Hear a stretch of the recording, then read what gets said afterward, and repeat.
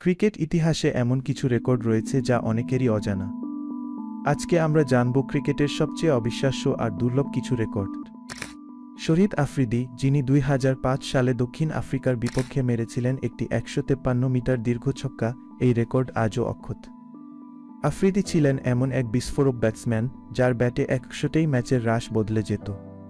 Wilfred Rhodes, যিনি ৩৫ বছর বয়সে ইংল্যান্ডের হয়ে টেস্ট ক্রিকেট খেলেছেন, তার বয়সে এমন পারফরম্যান্স প্রদর্শন অনেকের জন্য বিস্ময়ের বিষয়। ওই সময়কার ক্রিকেটাররা সাফল্য পেয়েছিলেন কঠোর পরিশ্রমের মাধ্যমে। ২০০৮ সালে ইংল্যান্ডের এক স্কুল ক্রিকেট ম্যাচে অ্যালেক্স কেরি ৬ বলে ৬ উইকেট নিয়েছিলেন। এটি আন্তর্জাতিক ক্রিকেটে না হলেও তার পারফরম্যান্সটি ক্রিকেট জগতে প্রশংসিত হয়েছিল। এমন নজির বিরল। ২০১১ সালে দক্ষিণ আফ্রিকা এবং অস্ট্রেলিয়ার মধ্যে কেপটাউন টেস্টে একদিনে পড়েছিল ২৩টি উইকেট।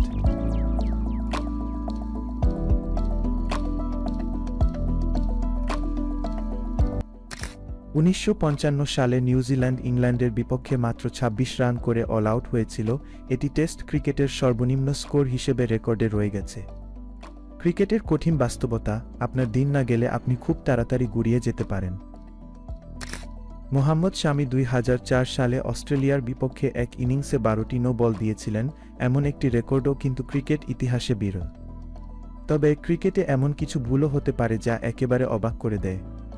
ক্রিকেটের এই অদ্ভুত রেকর্ডগুলো সত্যিই মনে রাখার মতো।